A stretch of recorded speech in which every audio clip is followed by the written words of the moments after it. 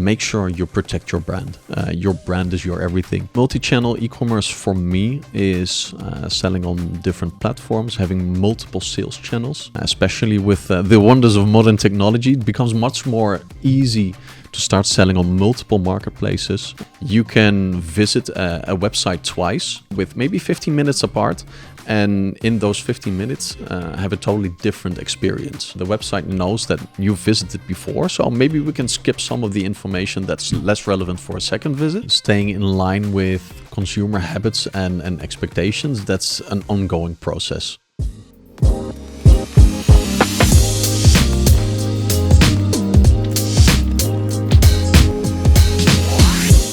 Cool.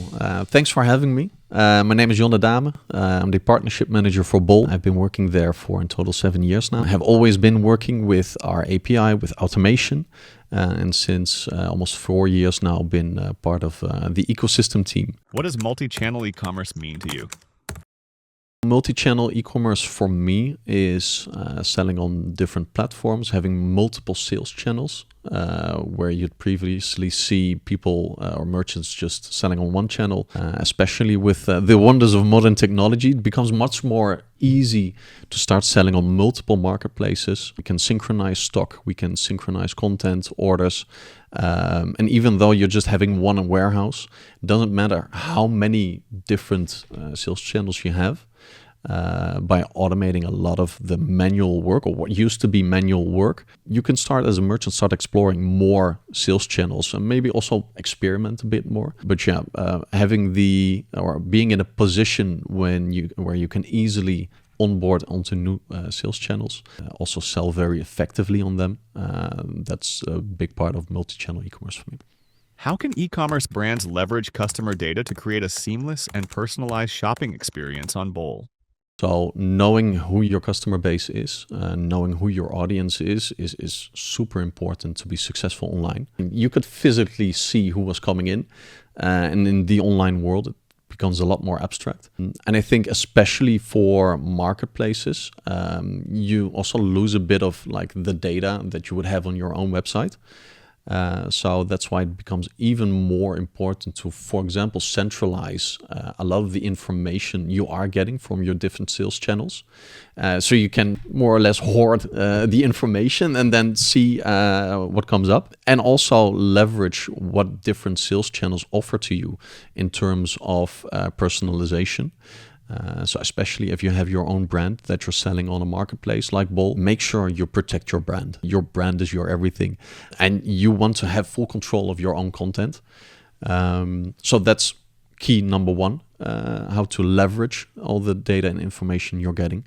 And I think also specifically for Bol, what we intend to roll out soon, so that's early 2025, are brand pages where brands can actually create their own branded page where they can attract a bigger customer base and also give a bit more of their own feel to what can sometimes be a really abstract page or environment. You usually follow like Bol's environment and the campaigns that we have and like the product tree. But if you click on the brand, for example, you just get a list of all the products that are part of that brand.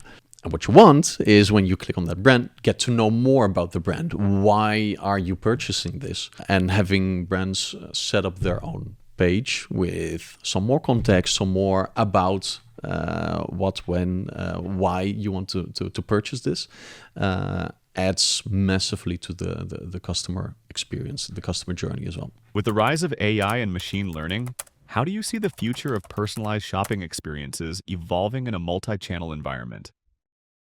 We can already see that different sales channels can leverage more opportunities in upselling because we know what the customer wants and what the customer need is. But I think in the future, I think also maybe in the near future already, you can visit a website twice with maybe 15 minutes apart, and in those 15 minutes have a totally different experience.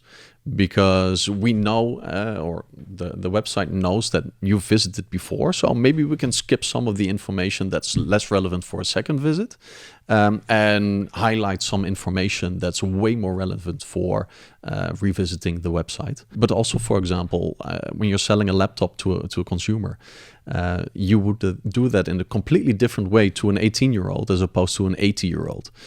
So depending on who is actually viewing a product page or part of the website, you would have AI make sure that you have different relevant content for each individual customer, thus having a super unique customer experience on the websites.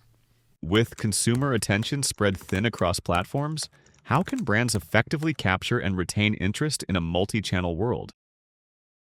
I think in the case of Bol, we as a marketplace do a lot of the capturing of the customer, so to say. We've been a really big brand in the Netherlands for a really long time. We have extremely high market penetration and are also one of the most beloved brands in the Netherlands. And I personally think we also have the best commercials, both on TV, social, and even on radio. So we make sure to capture a lot of different consumers in the Netherlands. And then once you get that consumer to the Bol marketplace, it's all about making sure it's easy to navigate, making sure that content is optimized. Every time you view a product, that you get the right information. And also specifically for brands, we have a lot of information on how you can set up your brand. We're currently rolling out like brand pages where you as a brand can set up your own dedicated page where you can tell the customer more about some background of the brand, what you're about, why a customer should purchase from your brand specifically as opposed to a competitor. That's also all part of the customer experience, you know, wanting to know why you made certain brand or product decisions. So that's one I'm really excited about. And then on the other hand, you have advertising, of course, where you can use sponsored products to advertise your products in list pages, for example. That really helps to enable your brand to, you know, be present in that customer journey. And we're currently working on other forms of advertising on Bol that are specifically relevant to brands, so that you're always as a brand on the right page at the right time, so to say. How do you ensure your marketplace stays aligned with new consumer habits and expectations? Staying in line with consumer habits and expectations, that's an ongoing process. That's not a singular research you have to do or a singular project. I think for every brand, for every marketplace, for every sales channel that interacts with customers, you should have this embedded in like your DNA.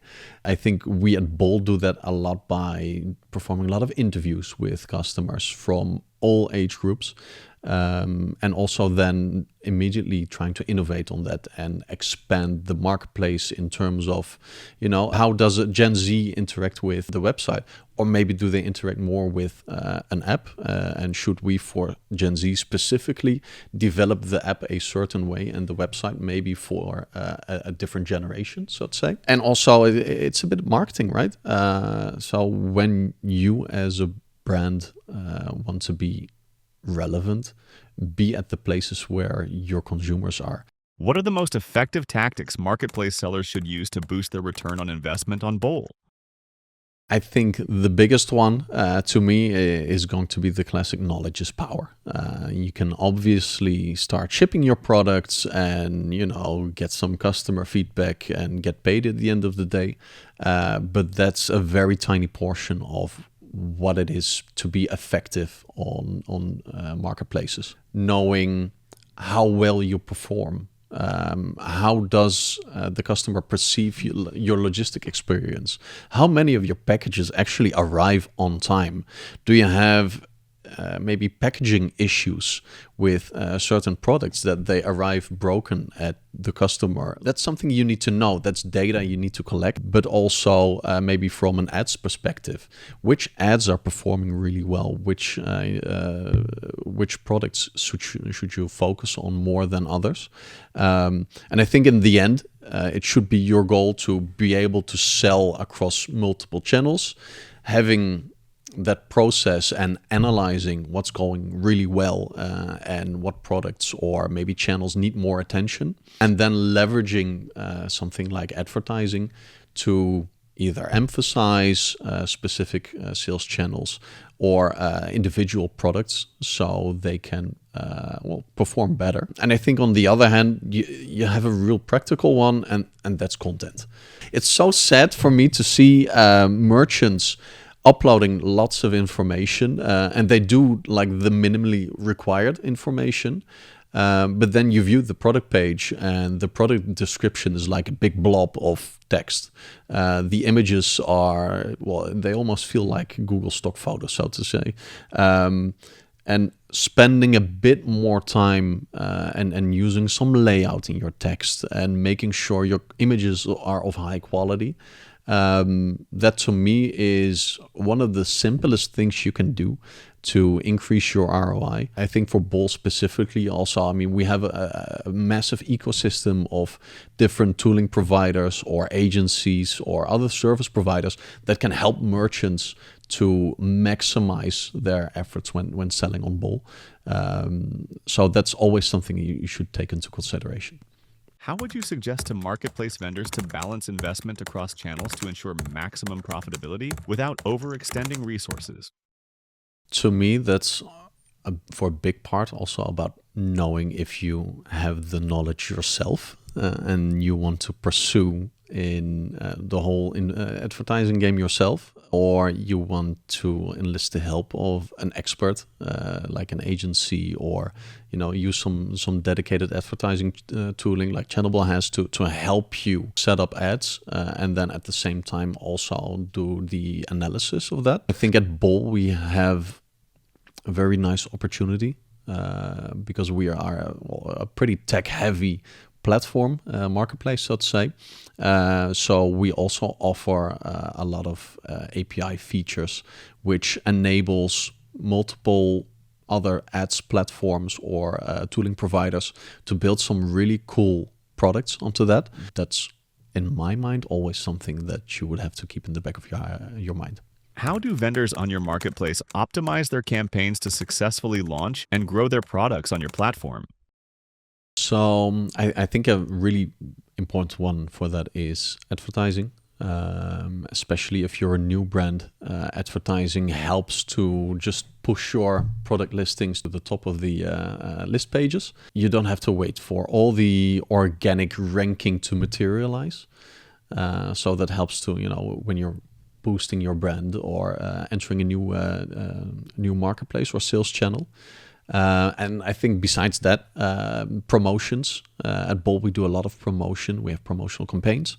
And if you have eligible assortment that fits the promotion, you can join that promotion by lowering your price to a certain promotion threshold. And if you move into that promotion price area, your product automatically gets added to that promotion, which is really nice because Bol does all of the marketing for that promotion. And the only thing you have to do is at least match the maximum promotion price. Usually pretty much of a no-brainer. I think the other thing that really helps is making sure that you have next day delivery. Next day delivery is a really big selling point for a lot of customers. So utilizing, for example, logistics via Bol, or utilizing a third-party logistics provider, especially if you're not from the Netherlands or Belgium, really helps to create an attractive product proposition to your customers, because it's always a bit more difficult. If you have a nice price, if you have a nice product page and the customer sees a 5, 6, 7, 8 day delivery promise, usually helps if it's a next day delivery. We have a really nice solution with that with logistics via Bol. So what are the biggest challenges vendors face when adding new products to your marketplace, and how does your platform help them streamline this process? So I think for every marketplace, there's always a learning curve. You have a whole new platform. Every marketplace has their own unique features and specialties, so to say, especially with Bol, because we used to have all of our documentation in Dutch. So if you're not from the Netherlands or the Dutch-speaking part of Belgium, it is already a bit more difficult to start selling on Bol. We've addressed a large part of that. So we're currently actively translating a lot of the seller dashboard of Bol, and also what we call the partner platform, where you get all of the information that you need for selling on Bol. But I think a really big one is that we have our partner service. Partner service is our B2B customer service, which is a really big team with a lot of knowledgeable people on practically every aspect of selling on Bol. You can give them a call, you can reach them via chat or mail. And we as Bol really value like the personal interaction that we have with merchants. So we also make sure that we're very approachable. And that alleviates a lot of the issues that merchants have when they start selling on Bol. What are the most important strategies for sellers looking to succeed globally across marketplaces? You have to check out a lot of marketplaces. Every marketplace is again unique. You have very highly specialized marketplaces, but you also have a lot of all-rounders. So it's really important to know on which kind of marketplace either you maybe have some experience or that you are more likely to succeed, because you have a broad assortment which can tap into a marketplace that is active on multiple categories. Or if you have a highly specialized assortment, in some cases you can do better on some specialized marketplaces. I think on Bol we are in the Netherlands and Belgium market leader on 10 different categories, which also makes it really attractive to start selling both as a generalist and also as a specialized retailer, because I mean we have practically all the categories which you can get active in. How does Bol support international sellers in expanding their reach and growing their business? We really take the perspective of the seller and help them on every aspect of starting on Bol. It's also the thing that international sellers really like the most, or talk the most highly of, so to say, because we are there, we onboard in a really personal way, and that helps just get a really nice foothold as an international brand on Bol. Besides that, we have a lot of data that we can share. So another thing we do is we offer what we call white and gray spots. And white spots are products that we know customers are actively looking for on Bol, but we don't have any offerings for, so we don't have anybody selling that specific product. And gray spots are products that we have an offering for, but it is maybe really highly priced, so it's not really attractive for the customer, or maybe a super long delivery promise, stuff like that, where we want more merchants selling these products. We update these lists every 2 months, so they remain very relevant. And it's a really nice tool for a merchant to start looking, hey, maybe I have these products that are on the list, so that's a direct commercial opportunity. But the other way of looking at it is maybe, hey, I see that a lot of products from this specific category are on there. I don't have these specific products or this specific brand, but I do have a similar brand that maybe I also don't see active on Bol, that I know I can fill in like a gap in the product assortment, which is, I think, pretty unique in the market. And definitely something international merchants should be using. How does Bol help merchants optimize their product portfolios for better performance on your marketplace? From the Bol perspective, we share quite some data. We, for example, have a massive amount of APIs that can be used by third parties, for example, to leverage insights or create more insights into sales opportunities, performance, etc. We have our own insights dashboard that is available in the Bol seller dashboard. And then also, we track a lot of key KPIs. In the case of a merchant having an account developer, that account developer shares even more insights on how a merchant can improve their performance on the Bol marketplace. And that can be either by updating specific product information, making sure that a brand becomes more attractive, leveraging other propositions like advertising or logistics via Bol. We also know that we're not the only sales channel that a merchant is active. So we only have part of the view or part of the information, and that a lot of merchants that are selling on multiple sales channels actually want to gather a lot of that information. So you could use Channable, for example, for your advertising or synchronizing your listings on different sales channels, and then having that one spot where you get all the insights and all the information. So you don't have to go to each individual marketplace to check, hey, how's my performance there? How's my performance on my own website? How's my performance in my brick and mortar store, so to say? You have that all in one place. And that's definitely the power of automation nowadays. And that's also, I mean, circling back to what I said earlier, you want to be able to sell your products on multiple sales channels. You want to analyze what's performing well. You want to leverage advertising, for example, or similar propositions to leverage the knowledge that you've gained into performing better on different sales channels. As a parting thought, what's the first step you'd suggest for someone looking to decode their multi-channel strategy and implement these tips? I think having a real good technology partner is essential. You can be active on multiple marketplaces, but I mean, the most practical example is if you just have one warehouse, but multiple different sales channels. If you sell out on one sales channel and the other things you still have 5 in stock, I mean, you're not really going anywhere in multi-channel e-commerce. So I think having a good technical partner like Channable, for example, is super, super relevant. And then the second is also looking at what's beyond that, because you have a lot of generalists, you have a lot of specialists that have a specialized tool, for example, to use as a repricer, or maybe you want to be more inclined in how you manage your returns, for example, how to prevent returns. You have all these specialized parties that can help you with that, and that's going to be essential. And with the e-com world developing, that's going to be even more and more relevant. Want to know more about multi-channel e-commerce?